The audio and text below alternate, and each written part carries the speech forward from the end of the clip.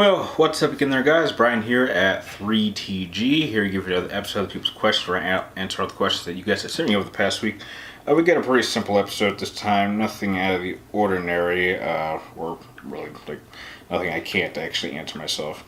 We got 6 questions this time, all regulars, but before I go into their questions, I would just like to remind everyone that if there was a question that you sent in, and you don't hear it in this video, be sure to check the comment section of the last video or check your notifications, because chances are I answered them there. There was one person that did send a question late by about an hour, so if you know who you are, that's where your answer is. So starting off with the first question comes from Santa Scarpino, and you want to know, what is in my opinion the worst scene of the whole Star Wars prequel trilogy? It's kind of hard to break it down, but if I had to pick one, it would probably be not maybe one scene, but like most of the scenes of Anakin and Padme, simply because those two characters, specifically those two actors, got absolutely zero chemistry. I didn't buy it. I didn't buy it. So the fact that half of the movie is focused on those two kind of made it a bit annoying. Like trust me, anytime Ewan McGregor's Obi-Wan Kenobi's on screen, or anytime we're focused on any other character other than those two, the movie's just fine with me. But when those two pop up on screen, it just doesn't work. It becomes a little bit more bearable in episode 3. However, it does just like maybe one cringe moment, but like that's like the only part of episode 3 I don't like. That one cringy scene. But other than that, yeah. Basically, most of the scenes of those two in episode 2, I would say, are probably the worst parts of the prequels, at least for me. Even back then, I didn't like them. Next question comes from Harshly Critical. You want to know, what are my hobbies except YouTube? Well, I enjoy writing, obviously gaming, fond of photography and anything media-wise. YouTube, was a hobby, sure, but there's other things I'd like to do. I don't see YouTube as a career or something I want to do for the rest of my life. But yeah, there's just to name a few. Next question comes from Good Neutral Evil Chaos. You want to know, do I think that Virgil would have had an easier or harder time defeating Urizen than Dante did?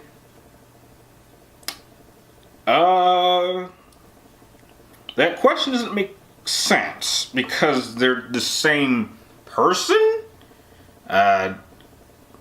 So that's kind of an impossible question. Virgil can't fight him. So, yeah, I can't really answer that question. Next question comes from Queen Vivilda, and you want to know, what is my reaction and thoughts on seeing Cerberus in the Time Horse again? I'm confused. What, the Time Horse? I mean, I know what you're talking about, but I don't recall ever seeing the Time Horse in Devil May Cry 5. Cerberus was not the same Cerberus that we saw in Devil May Cry 3. I'm guessing this was supposed to be his daddy.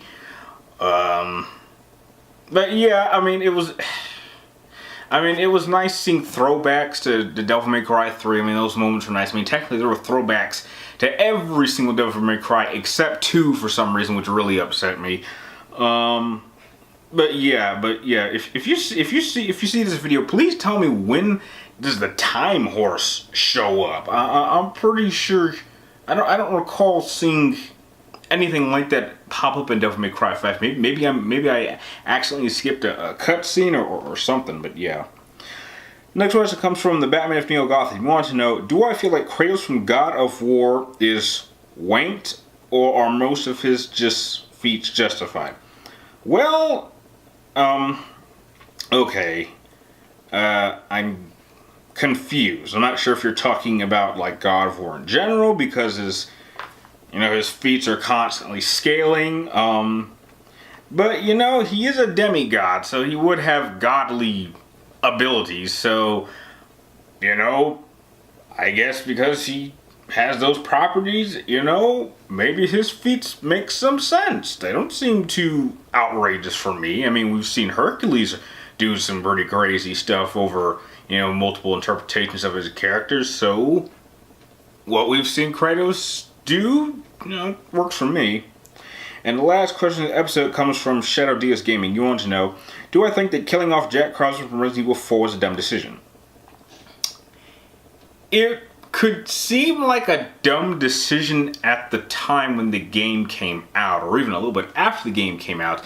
But once you've gone back and you've played Darkside Chronicles and you've kind of gotten to know Krauser's backstory a little bit more, then I think killing him at that point wasn't really so bad. It's interesting that it's Ada that ends up doing it instead of Leon, who Leon technically just knocks him out or injures him, and then Ada finishes him off.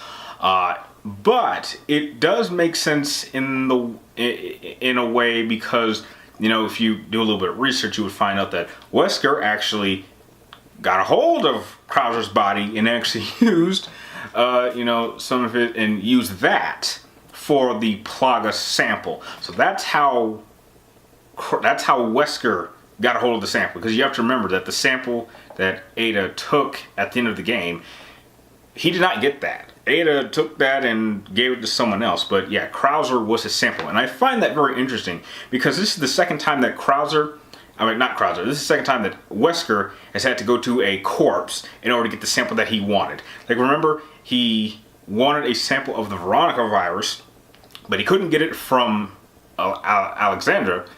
He had to get it from, oh, was that her name? I think that was her name. I think it starts with an A. And so he got it from Billy's body. Wait, was his name? No, not Billy. Steve, sorry, I'm getting my Resident Evil. Yeah, he got it from Steve's dead body. That's where he got the Veronica virus sample. And then he does it again, but this time with Krauser. So Krauser does have his usefulness. So, no, when you think about what part he had to play before and after his death, killing him off in a Resident Evil 4 makes some sense. So, yeah, that was actually a pretty good in-depth one. I like that. And with that, that is the end of this particular episode of People's Questions. If you guys have any more questions you'd like me to answer in next week's episode, be sure to type them in the comments down below, but make sure you get into me roughly around noon before I start filming the next episode. And if you want to increase your chances of having your question answered in the video instead of the comment section, just have it a little bit be a question that requires a much more extensive answer than a simple yes or no answer.